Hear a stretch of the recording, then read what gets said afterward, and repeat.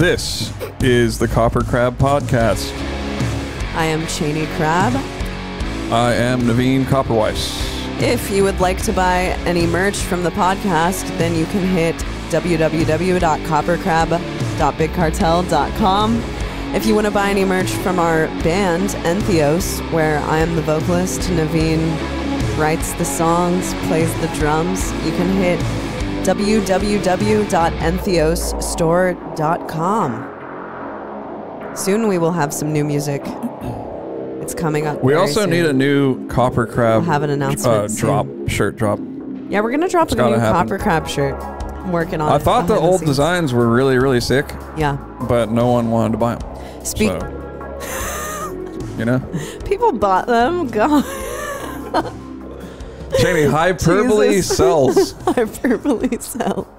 Being reasonable so we do and still have some. Very descriptive isn't what people are into these days. We do still have some, but a couple episodes ago we talked about the Nashville tornado, which actually came through and ripped apart our storage unit. Yeah, so we're not actually sure what the state of those shirts is. All of the shirts were in our storage unit, so they might be blown away by a tornado. I don't know. Last week I started getting really, really freaked out about tornadoes and watching videos before I went to bed. So my dreams were like me in The Wizard of Oz, basically. Just being blown away by the tornado. Last night and you had meeting that the dream? Wicked Witch. No, it was like a week ago. That is pretty freaky. Tornadoes are crazy, and I didn't really like how most of the tornadoes pick up like a herd of animals, like a bunch of chickens or a bunch of pigs, because they happen like on farmland, you know? Wait, that happened here? No, this was in the videos I was watching about tornadoes. Oh my God, I'm way off topic. Anyway, speaking of t-shirts, like check out this shirt I have on. Speaking of that's sick band actually merch. my shirt. You should get up and model the whole shirt. And for those of you who are just listening, it is a very cool. Actually, you know what? People are saying they're talking about MySpace era bands in the chat right now. Yeah, that is a MySpace era shirt. Oh, totally. That is the Faceless and Autopsy crew neck sweater. Yeah. Very cool design. I was actually sleeve print. Looking at this design today, like, dang. That's I know. a really good design. I wonder who did this. And I'm really glad that Cheney did not cut that shirt up, because when we first got together, I gave her a bunch of my small shirts, and it was when she was in a phase of modifying. I was in my band t-shirt cutting phase, yeah, which modifying shirts a little bit. So and we don't know where they are. There's one that's not to be spoken of, which is the Necrophagist shirt that I straight up cut. It was a hoodie and I straight up cut it, so it was like this kind of shirt. Yeah, not even that cool of a style. Looking back on it, and I'm like, yeah, it sucks. I have some really sick, like, old school t-shirts that I did that to, and I just, anytime I come across them, because I've saved them all. Yeah. Anytime I come across them. You're sad. But that used to be your trademark. That used to be your style. That was your trademark, to have cut the neck wide. So it was like is that like a halter top? What do you call that? I feel like, I don't know what it's called, but I feel like I did that and then it became a thing. Oh yeah, you started doing that for sure. It started with me right there in the Des Moines, Iowa, at the Vaudeville Muse. That's where it all started. I thought it was cool shirt trend. I mean, it worked on me. But anyway, a lot of great t-shirts, rest in peace, have been lost to that trend. I believe there were some Animosity shirts lost in the Actually, no, I don't think so. I don't think so. The Great Scissor Chop War. I was just looking through our shirts today because I was trying to find a shirt that I haven't worn on the podcast in a while. And the Animosity shirts are intact.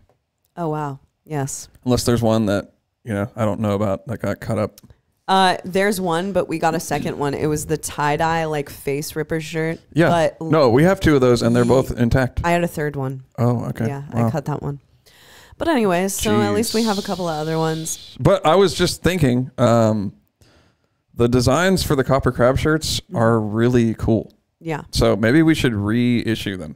Reissue at least the Morbid Angel and the Cannibal Corpse, not Morbid Angel and not Cannibal Corpse. Was really sick. And also do them not on soft tees, because they were soft tees, and I don't know about you guys, but I'm a heavy weight shirt guy. There was a whole trend, and I believe it was it was when gent was at its height. Yeah. You know, gent's not a genre. I know, but we all know what I'm talking about when I say gent, right? True. We all know. So right around the height of gent, soft tees were like all the rage. So we got soft tees for a while. They have since, soft tees are not all the rage right now. I think Gildan is all, like old school style are all the rage. Yeah, that's all the rage.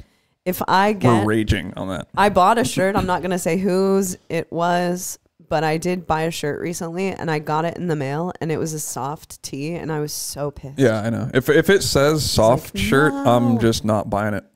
I'm like, I don't want it. I mean... up. Because... those only look cool if you get them like fitted, like tight, and I don't want to wear tight shirts. So when you get like a big, oversized, soft T-shirt, it just looks weird and frumpy. Yeah, comfort colors as well. I know comfort colors about in the chat. Comfort colors are king right now. Totally, we have some comfort colors. You know, I think Channing, maybe we should interact with the chat a little more. Oh yeah, I was because like on the podcast we usually don't do that. Yeah, but we don't have a guest today. True, and maybe there's some people who only listen on the whatever Twitch YouTube chat. Or so today is maybe dedicated to talking to the Twitch chat a little bit. We'll interact with the Twitchers. Well, so I totally forgot to even say this at the beginning of the podcast that we do go live on Twitch every Tuesday at 7:30 p.m. Central Standard Time, unless there's like a reason why we're not doing the Twitch on Tuesday nights. I know there are a couple of shows coming up on Tuesdays that we'll probably skip the... There's been a couple brutal hangovers where we're just like, we're not doing it. It's been a while, though. I'm pretty proud. We've done a lot of... that has happened before, I think. We like went to a show and then raged it, and the next day we're like, we're just not going to do the podcast. Yeah, we're good on that. We're good. But... what was I even talking about? Yeah, there are a couple of shows coming up. I think Crypta is going to be here in a couple of weeks, and then Chelsea Wolf is on a Tuesday. Shows are just landing on Tuesdays right now, but we're also going to try to, schedule interviews around shows and stuff. So we were also thinking of traveling a little further to get people to be on the podcast. Yeah. We've been trying to have more guests. The last 2 weeks, we've had some guests. Yeah, and we have some more people who are going to come on the show, but it's just a matter of like scheduling. And right now, I actually was starting to get a little bummed because we haven't been to a show in so long. Like, I know. January is just a dry spot for touring. Over the summer, one week in the summer, we went to 5 shows. I know. I'm not even kidding. We went to 5 shows. Well, coming up in March and April and May, it's just a ton of shows back to back to back. So I'm really excited. Like Fetus is coming here. Knocked Loose just announced a show. Like I said, we're going to Chelsea Wolf. I'm going to see Dresden Dolls in March. Cattle is coming here. Like a bunch of stuff is coming up. So we're thinking about going down to Atlanta to go to the Of Sulfur show. Yeah, the Of Sulfur and Mental Cruelty. So Mental Cruelty. Pretty cool. Mental Cruelty is really sick. I don't think you've checked them out yet. That's not who. Oh, I'm just thinking of Cruelty. Yeah. No, Cruelty is who played with Singui Sugabog. Am I saying? Yeah, I never know if I'm saying their name right, but I think I am. I say it with such confidence. I hear their name thrown around a lot, and I thought that I had heard them, but I was actually thinking of Mental Torment. Cruelty? I think. Mental Cruelty is an active band, right? Right now, a currently active band. Mental Cruelty? Yeah. Yeah, they're going on tour with Of Sulfur. All right, well, let's check them out in the post show too. Yeah, we're going to. They're actually sick. They're they land in like they have some of the like symphonic-y, I would say deathcore-y elements, but I like what they're doing. I like it. Okay. Sometimes I'm like not totally, and just because a lot of bands sound like that, so sometimes I'm not that into it, but I think they do it really well. It's like a different spin on it. It's sick. Well, if you're saying that, then it must be pretty sick. Yeah, I like it. Chaney's got good taste in music. That is true. Except for that she doesn't like brutal death metal. Hey, I like Paracific. I like Paracific and Normatocious Anomaly. It's my favorite band. It's my favorite band, dude. Yeah. Of course. Some bands though, I really like. Like, is Peeling Flesh slamming brutal death metal or whatever? Yeah, for sure. Peeling Flesh rules. Yeah. So It takes a special band to wow me. I think what Cheney does, and I do this too for a lot of other, like for a lot of genres, Cheney will just come through and just swoop up like the kind of cream of the crop band for each genre. That's true. Right. Mm-hmm. But there's usually like one genre that you and I will like go super deep in, and we'll listen to like a bunch of bands in that genre. Yeah, absolutely. Like for me, I'm not that well versed in many genres except for death metal. Yeah. But I love all sorts of music. Yeah. But I'm not going to go super deep and listen to every freaking, indie electronic rock band. Yeah, I just listen to I kind of do that, or I go deep in like Sargent housecore. Yeah, exactly. Or like hardcore. It's like I like hardcore. Stuff. I got like my 3 hardcore bands. I'm like, I'm good. That's it. What are your 3 hardcore bands? Probably like Earth Crisis, Snapcase, and you don't even have. That might be just the two. The two. The point is, that's the point, that I'm into it. I like it. Yeah. I like it when I hear it. I like going to the shows, but I just kind of have my couple bands that are good for to scratch that itch. When I'm feeling hardcore. You know what another kind of metal that I really like is like Texas death metal. Like I Am. Is that Texas death metal? Because it's not quite old school death metal and stuff but it's like there's this Texas brand of like, it's kind of like Pantera-y type riff. Yeah, I think that's kind of like in the old school DM Yeah, thing, it's totally old school. Yeah, for sure. It's kind of funny and honestly a little weird to me that there's like so many sub-genres, and then especially of death metal. Yeah. How is there enough fans to split it up like that?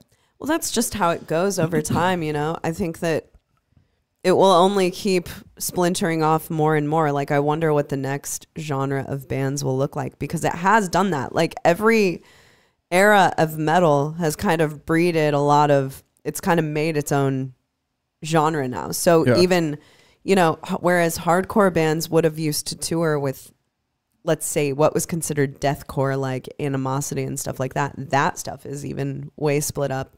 And I don't even know that people who listen to one of those genres would really listen to the other one that much. Or metalcore is so, I wonder how far that will go. Like, it's going to continue to repeat itself. I'm sure that we'll see another fragments. I'm sure that we'll see another, because right now it's like old school death metal is really in, metalcore is really in. I'm sure we'll see like another tech death is on top, kind of like when Necro and the Faceless and that type of stuff. A little more modern type thing. It goes through cycles. The world goes through cycles, but I wonder how far the splintering will go. Yeah, it's really weird to me, because when I was younger, there just wasn't enough people to do that. Mm-hmm. If it was a heavy death metal band, there was just death metal. There was death metal and hardcore. Yeah. And that was kind of like, those were separate. Yeah. But now, I mean, like when we went to the Sanguisa Sugabog show, there was a ton of people there, but I'm not going to see them at a tech death show.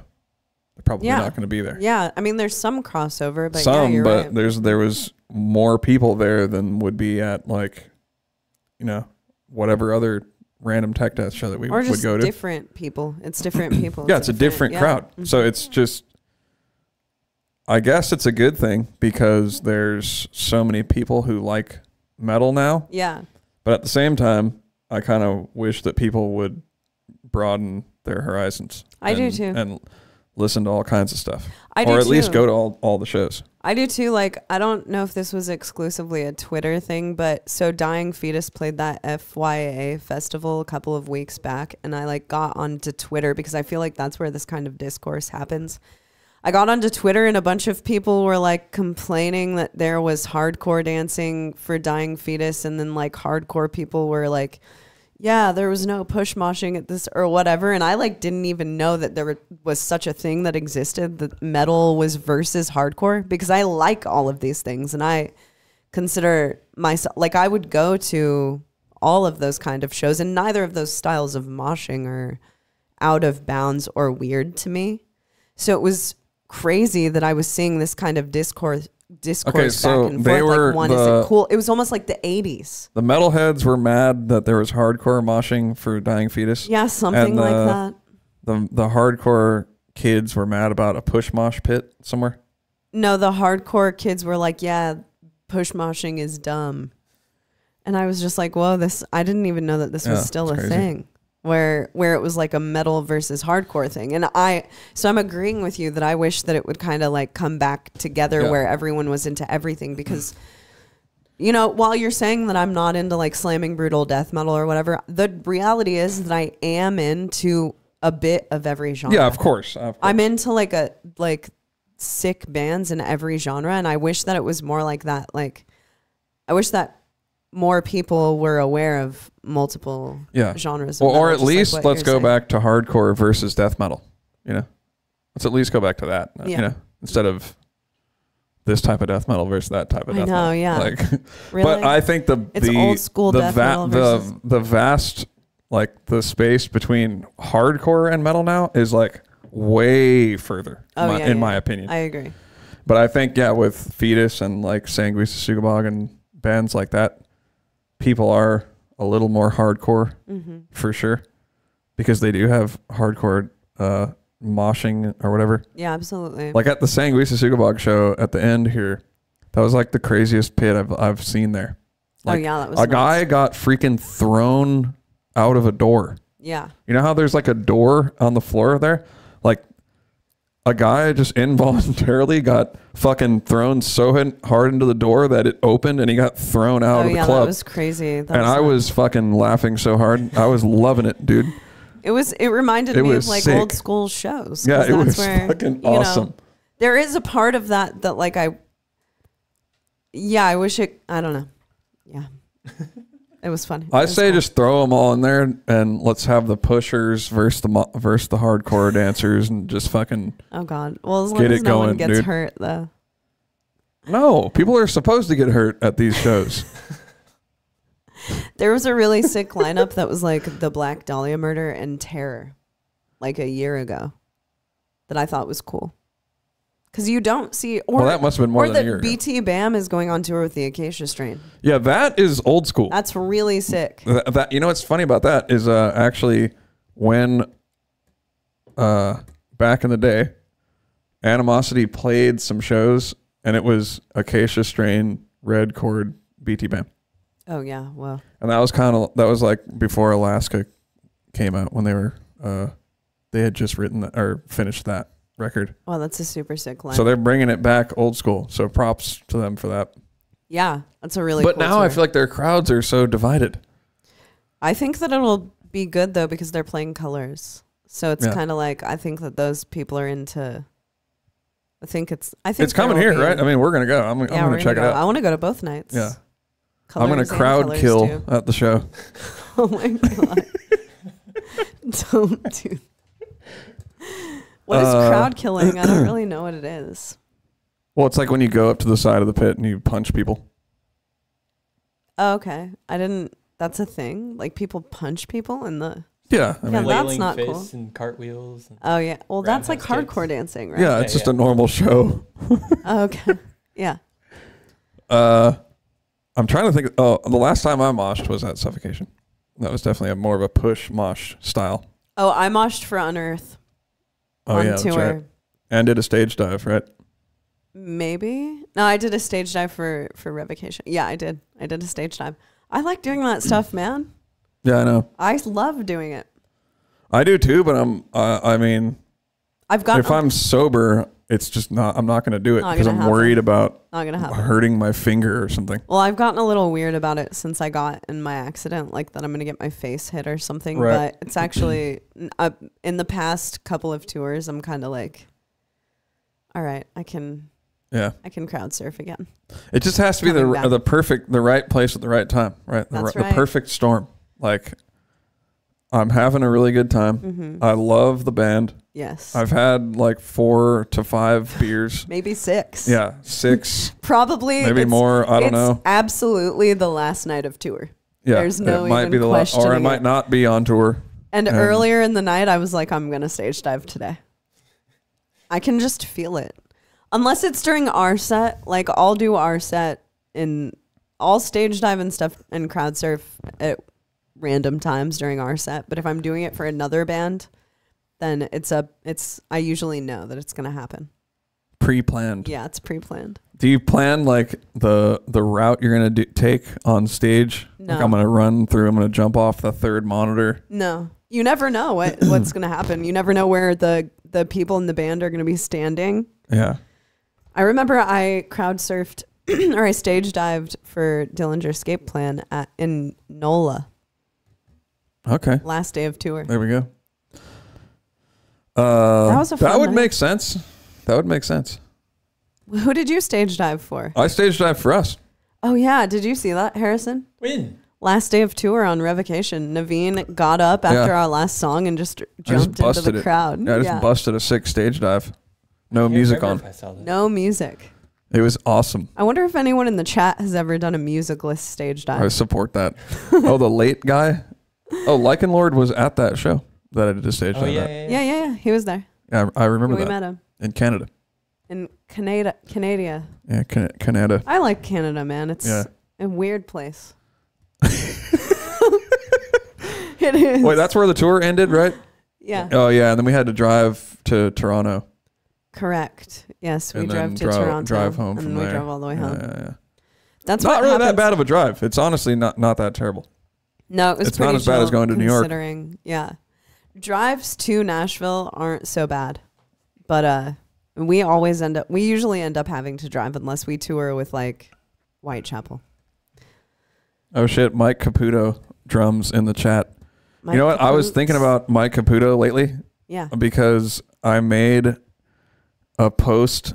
I just made a post like I usually do. But for some reason, this post on Facebook, it started getting a lot of boomer comments. Oh, yeah. About how I was like faking the double bass and stuff like that. And so I got in there and I was talking shit to people. I was having a fucking good time. But I was thinking about like, I need to bring in Mike Caputo as backup the next time that someone is talking smack about death metal drumming. Oh, yeah. I'm just going to tag Mike Caputo like a wrestling match, like All right, a WWF, like a tag team. You're tagging off. Like tag him and just have him go off on the guy about how stupid he is. Because everybody thought that they've never seen like how doubles are done. Like I do doubles, so it kind of looks like I'm not doing the part. Yeah. And so a boomer guy was like, you can clearly see he's not even playing the double bass there. Yeah. And like everybody was in there like wrecking him, but like I was just thinking it'd be funny to just be like at Mike Caputo and just send him in there. You know, it would be kind of funny to go through our comments and read some of the dumb comments that people Dude, leave I'm us. down. Let's do it. Because All right. I had so many stupid ones this fucking week. It was awesome. Oh my God.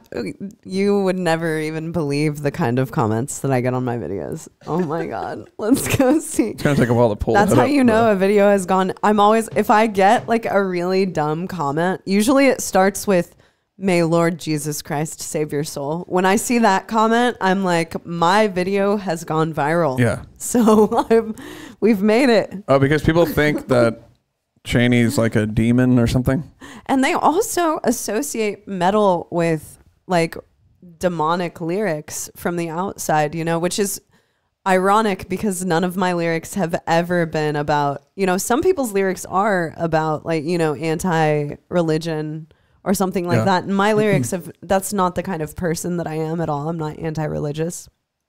And my lyrics have never reflected that. They're always usually about, you know, some kind of life, some kind of like life moment, and they're you know, they It's ironic because philosophy. out of all the metal lyrics, yours are the most not what they would expect. Basically. Right. Yeah, exactly. So here's the top stupid comment on this last video I posted. It says, "Take the double kick away, and so instead of and, it's A-N, and play it." And then it says, "You can't." Oh, what does that even mean? Yeah. Oh, duh. Yeah. Of course you can't. That's the whole fucking point. And this has 60 replies, so it was a good, top dumb. a really productive conversation. Okay, So then a guy jumped in there and said that I was playing. Then here's another guy, right? So here's another response to that guy who said play it without the double kick. You can't. He said he's using a dual pedal. The kick switch is on the primary. One R and one L gives you 4 strokes. Not knocking him at all. Dude is obviously phenomenal. What is he fucking talking about, dude? Like, for starters, like for all my technical drumming nerds out there, the speed was 220 BPM. That's like not even that fast. And I have videos on my Instagram of me like with the camera like straight up on the kick. And so I posted that, but the guy didn't respond to it. Well, so yesterday. So what the fuck? I mean, but he was getting lit up for saying that. So he thought that you were pressing a button. He thought that I was using the dualist pedal. Yeah. So like, anyway, that is a pedal where you hit it and it does 2 hits. Oh, okay, that's cool. And you can like switch it on and off. Wait, is that the one you've had that before? No, I don't have that. I had something else that I was just screwing around with, which was a heel toe pedal. So it has a pedal on the heel and a pedal on the ball. Right. I remember that. So I was screwing around with that. That's the thing that was like this. Yeah. That thing was so hard to use. And it was really hard. I was like, this is harder than just freaking doing doubles on a regular pedal. It seemed insane. Yeah. So, and then another thing is, you're going to get people like this talking all kinds of shit about you, but I don't even do that. Well, yeah, of course. That's and then, I mean, that wasn't it there. It kept, I mean, there was way more. And I was getting savage on people, dude. And this one guy said, he kept deleting. He would say something to me and then I would roast him like really hard and he would delete it. And then he finally did this thing, I guess you can do on Facebook now, where you can make it so people can't respond to you.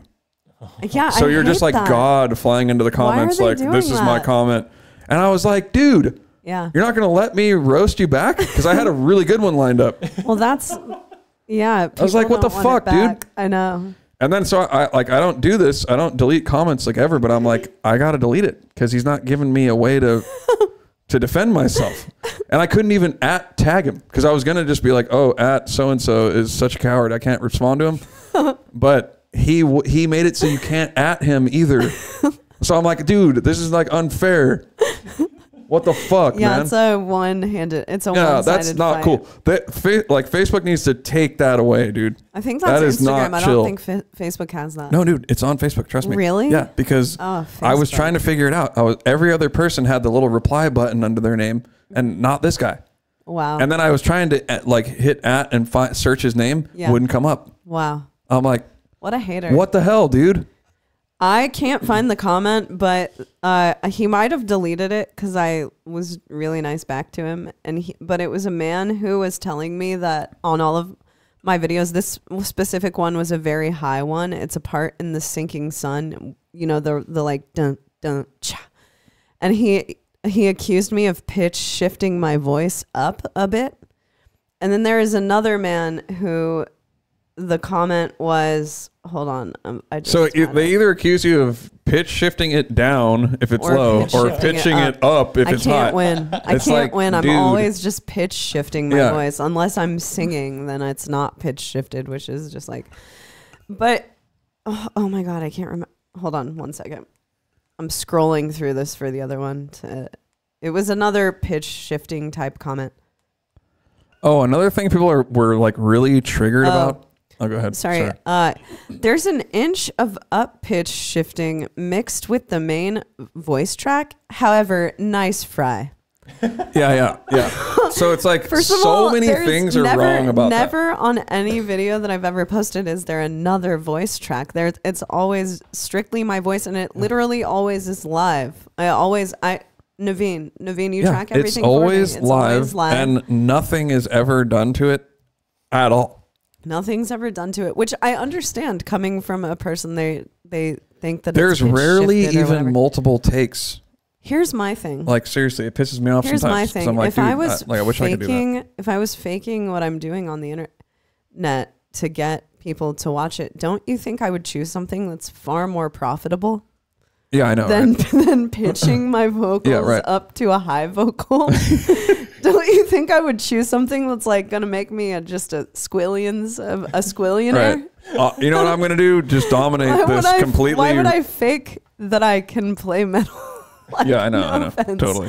It's obviously something I do out of love, out of the passion that I have for metal. No, but we're not like delusional. We know that playing metal is obscure. Even if you're in the biggest metal band, it's still a very slim amount of the population that's going to listen to the music. Right. Which is the point. Yeah.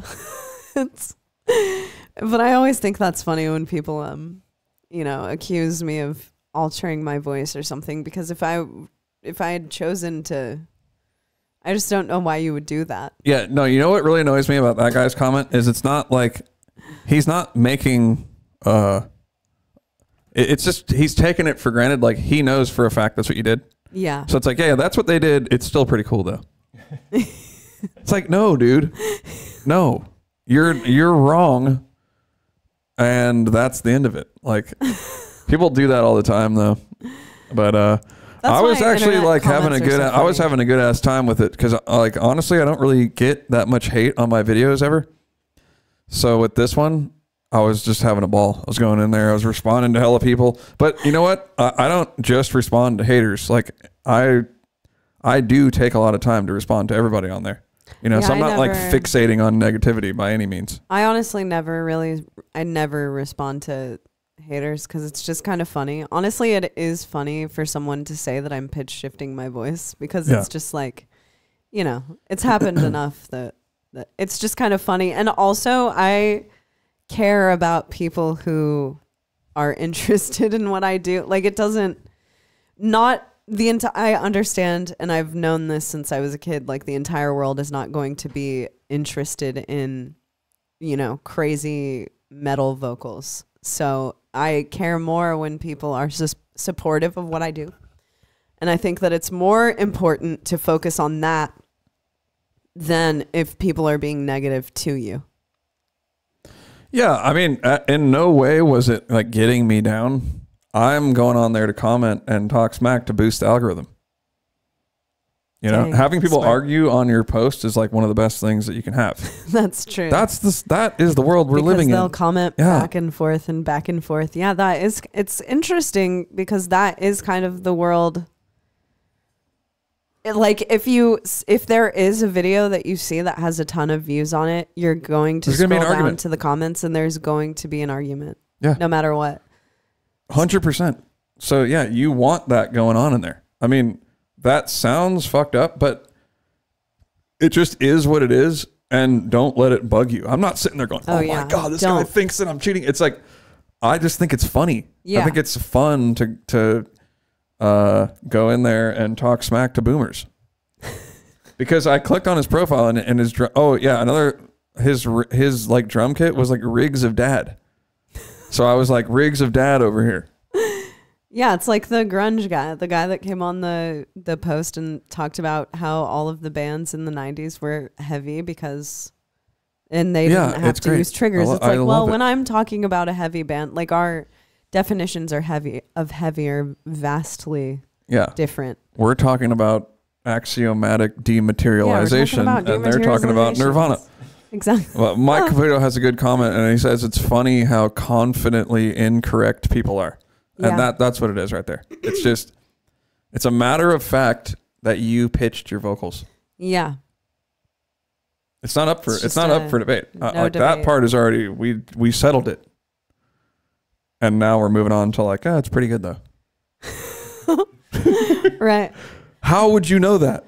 It's also... Do you have the Pro Tools session? Well, also I try to put myself in those people's like area of thought, and I literally have never left a negative comment about anything on the internet, and I can say that confidently.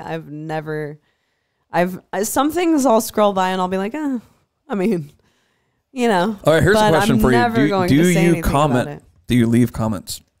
Only positive comments. That's all I care about. I know, but you do comment on people's posts. Yeah, definitely. What about people's posts that you don't know? Sometimes I really like if I'm scrolling by specifically on Facebook because that's where I have a lot of friends that I don't know. Like I don't follow anyone on Instagram that I don't know in real life.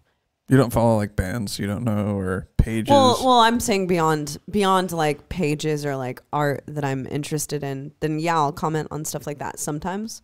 But on Facebook, if I see someone succeeding or doing something that they're proud of, then sometimes I will comment on it, or at least I'll throw it like a care react or something because I think that's cool and it's inspiring to me. You'll throw it the number one medal emoji. Number one medal? What?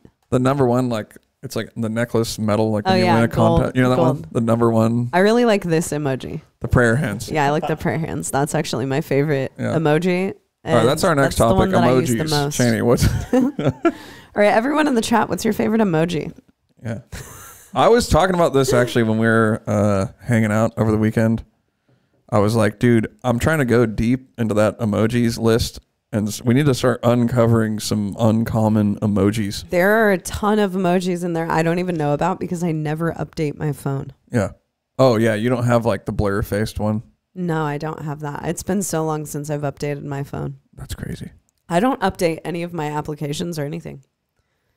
Wow. I'm not really a huge like tech person. I think I've talked about this on the podcast before, but I'm way more like tech kind of loses me. You just do the amount I'm more analog. that you have to do, the tech. Yeah, which I know quite a bit with tech. Like I Yeah.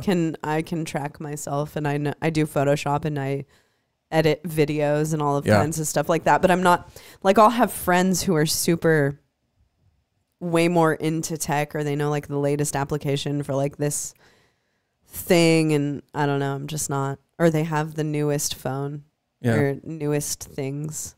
I don't really care about that very much. Yeah, I don't know. I would say that I'm pretty tech, but compared to actual tech people, they just think that I'm like a caveman. Yeah, like tech death. Harrison, people. do you think I'm like tech savvy? What do you think about me? Yeah, I actually do think you're tech savvy. See? Harrison definitely doesn't. You know why? Right, you know Harrison? why? I figured something Harrison, out. do you think I'm tech savvy? Yeah, I haven't had that conversation with you. Well, I don't know anything when it comes to like stuff we're doing live. Like when it comes to like musically tech stuff, I don't have any idea. Well, I think that's a whole different ballpark as well, because I don't know a lot of that stuff, and I think Naveen knows a lot more about that than me. But I think the main thing that made me think that Naveen was tech savvy is when you were talking about your flip phone and all the extra things you did to it. Just because you spent some time looking that up and figuring it out. So I think that I am tech savvy, but I don't act like a tech savvy person. So I don't have that like scent. Yeah. Like when other tech savvy people are around me, I feel like they think that I'm like a rube. Like I'm a chopping wood kind of a guy. Not to divert, but another thing about that comment earlier that a person left on my video about how I pitch shift my voice. They also said that I was using that fancy microphone that distorts vocals, which I was using an SM7B. And that microphone does not distort your vocals. Like the distortion's not in the microphone. No. Right. It's another confidently incorrect. I like that. It's like, I like that. People just say all these crazy things confidently incorrect. He's like, I watched all your videos and you're using that fancy microphone that distorts vocals. What microphone is that? Where is this microphone? What the hell? Yeah. It's like. Yeah. So I have a good time getting into it with these guys and making fun of them and stuff. But what I won't do is like take a screen grab of like, look at this guy and like put it in my story or something like that. Yeah, you know what I mean? I'm not going that far. I'm just having fun with I honestly wish there was more haters on my shit sometimes. Naveen, a man of very little haters. I mean, dude. Not enough haters. There's not that many haters. Not have enough haters. Yeah, there's not that many. You know what I liked? But I'm going to change that because I'm unhinged now. So there's going to be a lot of haters. There was a comment of a person who asked you if you use triggers and you were like, triggers are cheating. Yeah, I like that. I like this new sarcastic, snappy version of Naveen. Yeah. I decided that some shit's going to change around here, dude. Yeah, that's right. Yeah. Hey. Like, I'm done, dude. I'm done with the bull. I'm just going to tell people how I feel all the time. Fuck it. Hey, YOLO. You only live one time. Well, you know what? I was actually thinking about this today when we were at the gym. I was kind of like, I actually really, really do care if people like me. You know what I mean? I'm always concerned whether or not people like me. And I was thinking, like, I don't know if that's such a good thing a good trait. You know, a wise soul once told me, if everyone's the homie, then no one's the homie. Yeah. So if I'm friends with everyone, then no one's my friend. Harrison's back there holding down a laugh. But think about it. You know, if everyone's like this sick dude, then no one's the sick dude because it just cancels itself out. So sometimes you just have to be honest about, sometimes you just have to be honest about things. Yeah. Not everyone in your life is going to be like the homie. And I wouldn't say that I like walk around being fake or dishonest, like at all. But I guess I'm hesitant to, like, I don't want anybody to be upset because of something I did. Oh, absolutely. You know, that's like a major concern for me. Well, it's hard for me to understand when people are okay with that, when people are okay with upsetting other people. Yeah. Or like, but I mean, I think there's a point to where you have to stand your ground. You know what I mean? Mm-hmm. And that doesn't mean like, I guess it's just a balance between like being a little more assertive. And I think like, I don't think that I'm like a non-assertive person. I think I am kind of assertive. That's why I think it's kind of people who know me might think that's weird for me to say that I'm like too concerned with people liking me. So anyway, the gloves are coming off, dude. That's it. All right. If you do something wrong, you better watch your back around me. Oh God. But so do we have any questions today or no? Well, we're just kind of talking with the chat. Yeah, I know. We're kind of just up in here. One of them asked you, what do you guys think about power metal? Power metal. Is Epica considered power metal? I think it's more like symphonic metal. Oh, I like stuff. What's power metal? Hammerfall. Not much my thing. Is Unleash the Archers power metal? Yeah, I think they did listen. Okay, I really, really like Britney's voice. She's an amazing singer. I don't know that power metal is my favorite genre. It's not something that I'm like, gonna turn on. It's a little too like active for me. If you could show me a melancholic power metal song, then I think I might be into that because I kind of lean on that side of the musical spectrum anyway. I like my music to be kind of sad sometimes. It's not sad. Power metal is not. Yeah, is power metal sad ever? No, I don't think so. If power metal is invigorate you and get you ready for battle. It's like you're putting on your vest and stuff, and you're getting your sword, and you're ready to go to the Lord of the Rings fight. I actually saw. So this is the most metal thing about me, and I've said it on the podcast before. Mm-hmm. When I was 12, I went to a show, and it was Hammerfall and Death, and Hammerfall is like a popular power metal band. Yeah. So I like that. Is Amon Amarth power metal? What are they? They're not really power metal. They're like a Viking metal. Viking metal. Jesus. Hey, we got to play some power metal in the post show. Yeah, let's play a sad power metal song if someone can come up with one. And then there's this band. It's called Synergy. Have you guys ever heard that? It's Lexi Leho, his other band, the dude from Children of Bodom. Yeah. But it has power metal vocals, and the singer's a girl. Really? Maybe we'll play that. But we used to jam that a lot, and it's really sick, actually. Well, what I was saying is I do like Epica. Epica has some tracks that I really like. So see, that's the difference. That's like symphonic metal compared to like symphonic deathcore. Yeah. But that is like, okay, so that's like so different though. They're so different. Like power metal should be in a different show than Suffocation.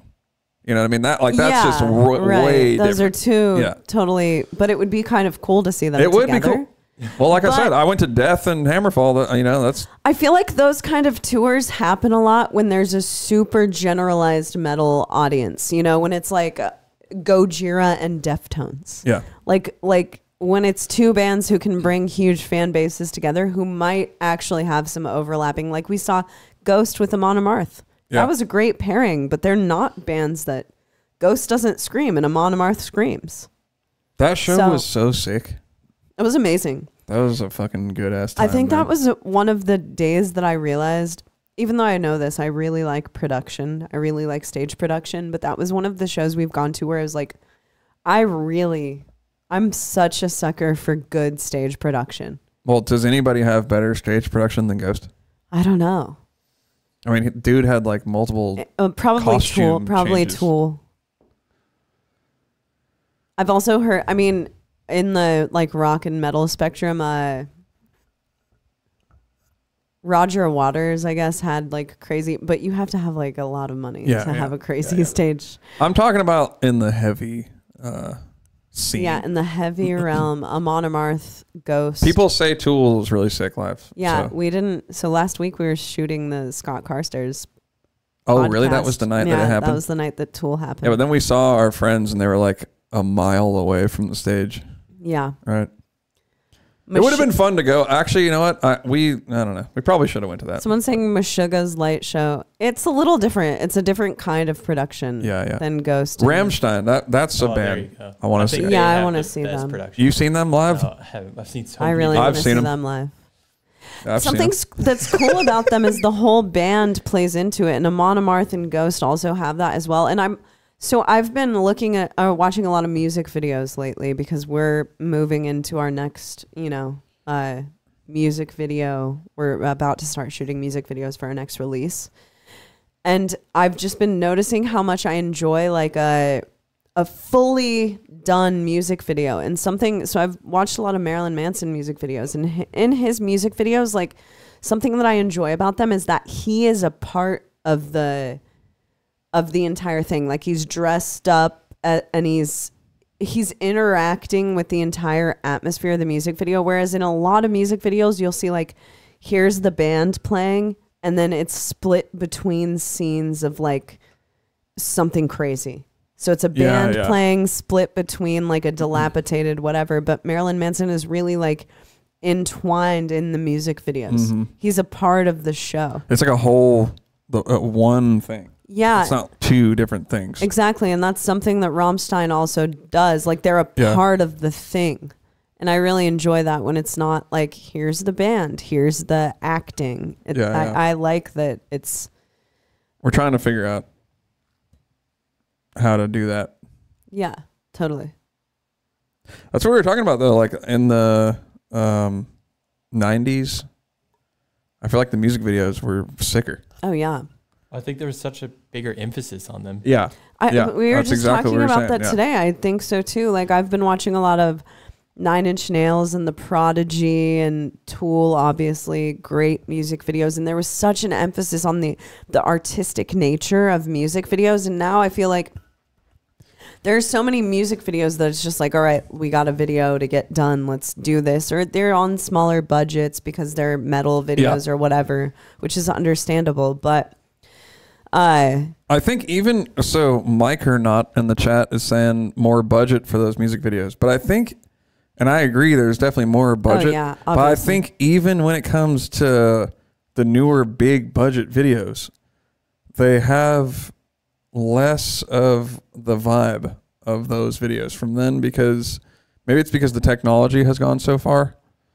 But maybe I just like videos that were like a little more low tech and they had to get a little more creative with it. Oh yeah, if you go back and look like at a Marilyn Manson or 9 Inch Nails video, just the set of the video is so awesome and so well thought out. It'll be like a dilapidated room, but then there are a bunch of details going on. Yeah. Or the Prodigy videos, it's like the Prodigy video it's all in an apartment space, right? A dilapidated apartment space, but it's like essentially different things happen in each scene to make the music video come to life.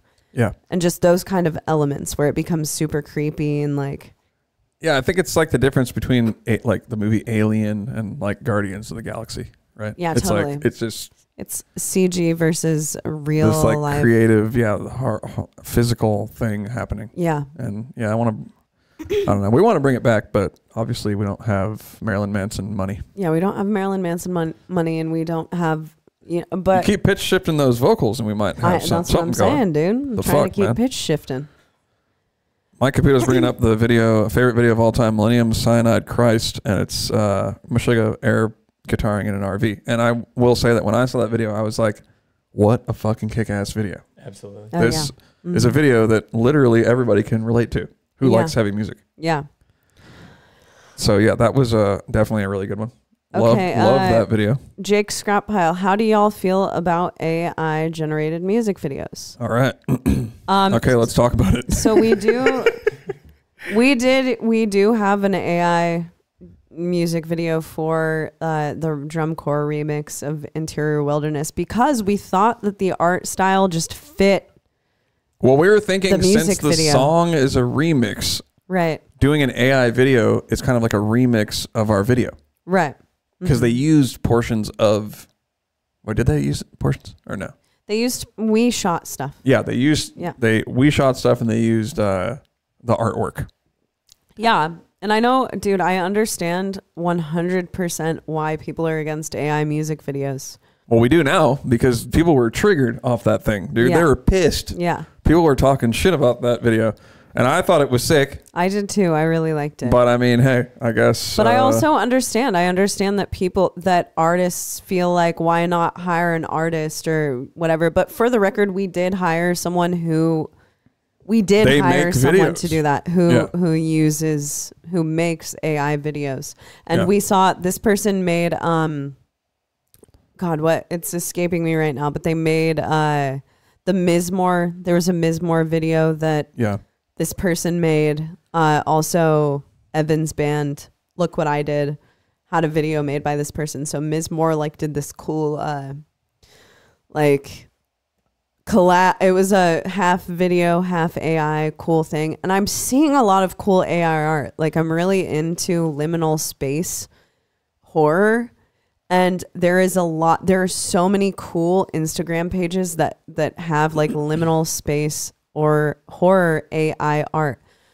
So I 100% understand why people do not want to use AI art, but I do also think that there is a time and a place where it fits, and there is a creative mind behind the AI art. We didn't shoot that. We didn't do that video ourselves. We still hired an artist. Right. I mean, I get there's a couple comments saying that the AI videos give them a headache. Oh, I understand. And so that I understand that comment. I mean, the they took our jobs kind of comment, I don't really get it. It's not going to take the place of making a music video or a normal artist. In my opinion, I think there will always be humans making art. Well, with the people that we worked with who made our AI video, they were artists, and they kind of switched over. When AI art became a thing, they switched into using AI art as a part of their palette, because they're like, oh, this is a way to make look at the video. It doesn't look like a non-AI video. It's clearly an AI video. So it's like in its own category. Yeah. With that being said, I don't want, we don't have AI art for our album covers or any of that stuff. Some bands do, some bands don't. I understand both sides of the coin. I understand that people feel like there are going to be jobs taken away from artists. I think that there's always going to be a place for an artist, because AI art is a very specific look. Yeah, exactly. And some people AI art is not what I personally would choose to put on our album covers or any of that type of stuff. I'm never gonna, it's just not the look that we would go for in something like that. For this specific remix, it was just kind of we felt that it aesthetically fit what we were going for. So I think that that's more the thing, what are you going for aesthetically? Yeah. I don't want anyone to be put out of work. I don't want an artist to lose out. And I also don't want art to be stolen. I don't want art to be stolen from people in order to create AI art. But has it done that? Has anyone lost out on a job because of AI art? Well, I think that I doubt it. I think that I doubt that. I think very that seriously. One of the biggest contention points, though, is that AI art is taking art from a bunch of different people and kind of like mixing it, generating it in order to create something else. Right, but I mean, we're not seeing huge bands being like, our covers AI art. Like, that's not true. There are huge bands that have used, I stand corrected. Did a music video that was all AI. Okay. Who did? Well, they probably got fucking flamed for it too. But I mean, recently? I think. Well, was it AI? A year ago, maybe. Oh. I do think like what you said, Cheney. It has like a look. Yeah, so AI it's art so is obvious. What AI art is doing is imitating artists already. Yeah. But with the videos, I don't really think so, because it just like our video, it's all this trippy ass crazy stuff, and I'm just like, I don't even know how you would do that not AI. Like, how would that style, right? The style of this computer having a acid flashback, like that look. Yeah. To me, that's like or inherent to AI art. Right. So it's like its own category. Yeah, I see it as like I can easily spot that it's AI art as well. Which is so I wonder, it's like, can it be its own medium? Are people going to allow that to be its own? Yeah. Because to me, it very much is its own genre. Its own thing, yeah. It's its own thing. And some bands are never going to want AI art to fit into the aesthetic of their band at all. Right. But for some bands, in certain aspects of them, I think it probably works for them. Well, I think right now we're in an era like the 80s right now. And in the 80s, right, think of it with like the synthesizers and the electronic drums.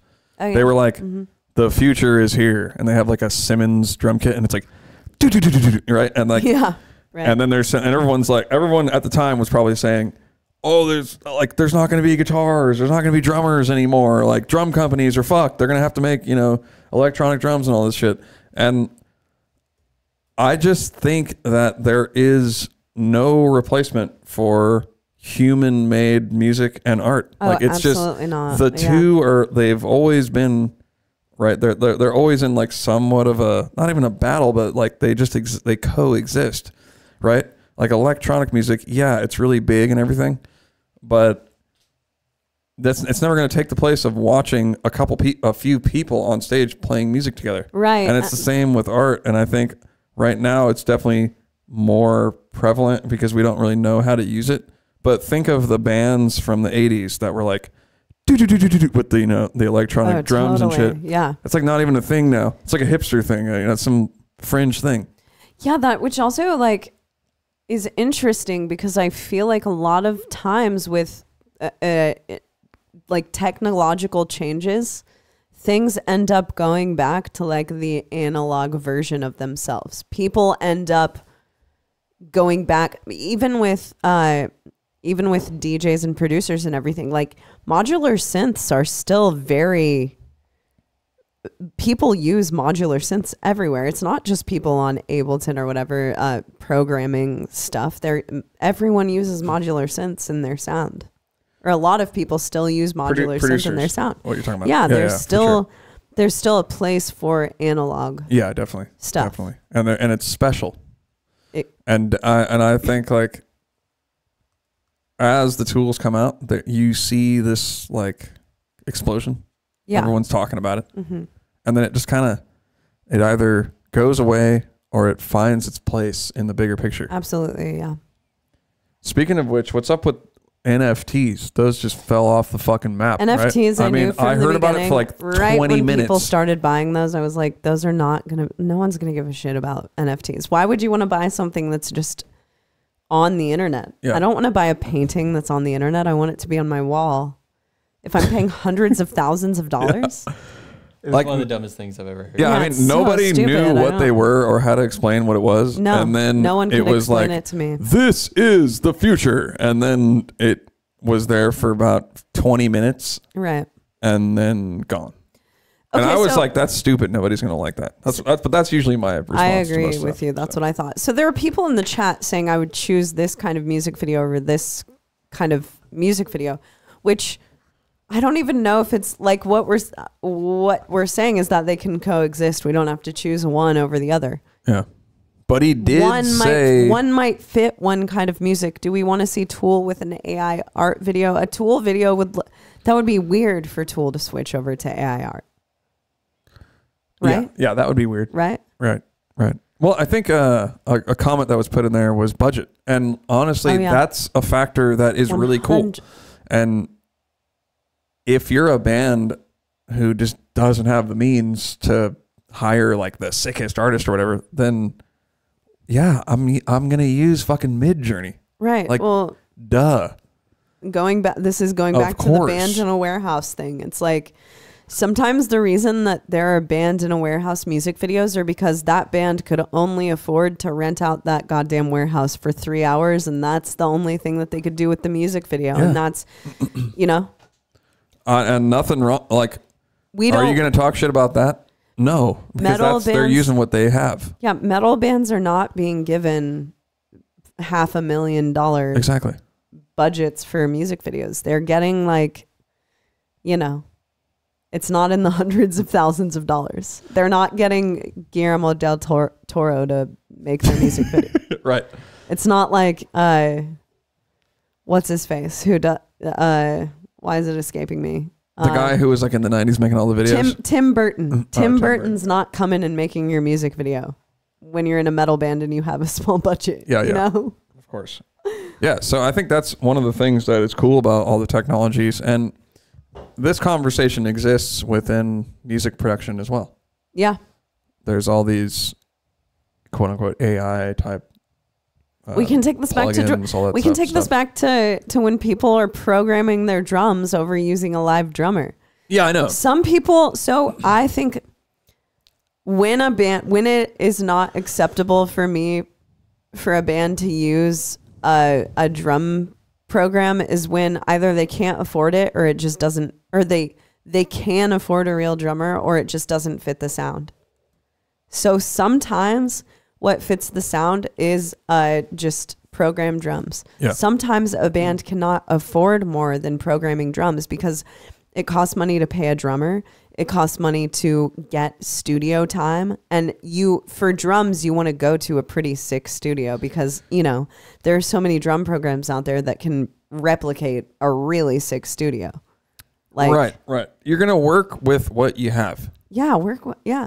And I think this conversation was similar to when the drum kit from Hell came out, like the early Tune Track days. And I feel like that was way more prominent. It was kind of like okay to use that. Just like, we're just going to use this. Fuck it, let's go. And people still do use it, but they use it to augment an acoustic kit. Yeah. And now I feel like what I'm seeing more and more is people want an acoustic drum kit. That's cool. Absolutely. That's in vogue. Yeah. And you could make the argument that the samples and program drums sound technically better or whatever, but people want to hear the characteristics of a real drum set. Yeah. And I don't think that's going to go away. I don't either. Because we're already way beyond, the technology is already way beyond what it needs to be in order to have a drum set that sounds really good. But what it can't, a drum, like a program drum. But what it can't program is the inconsistencies of a real human. Yeah. And people like that shit, man. I agree. I just think that there are certain aspects of artists throughout music, throughout painting and, whatever, album art that just cannot be replicated by something else. Like artists can't even replicate each other.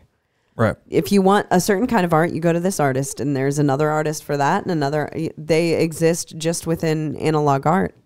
There are discrepancies and differences within all kinds of artists. So it's just another kind of art. I agree. And I think it'll probably just be used more as a tool. Yeah.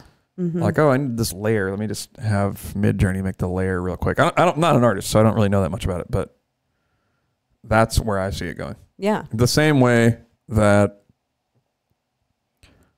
I might say, okay, let's use the room mic, samples off a tune track, right, with what I'm already doing. Right. Just to, it's a cool layer. Mm-hmm. Mix it all together. That's. I think that's what we've seen in the past, and that's what it'll continue. Yeah, to be. I agree. But I do understand. When new things come out, they seem scary. People are against them. It seems like they're going to take over the world, but that's usually not what happens. It hasn't happened yet. We could be wrong. Maybe it's taken over, and we could be wrong. That's it. We're fucked. There's anything we say we could be wrong about. It's 100% true.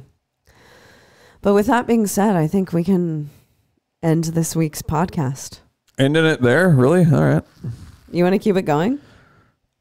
Oh, whatever. We could end it there. Let's end it. Okay, so for those of you guys who are only listening or watching on YouTube, we're ending it here, but we are actually going to go have some more fun with our Twitch community. And over there, we can actually play music and not get...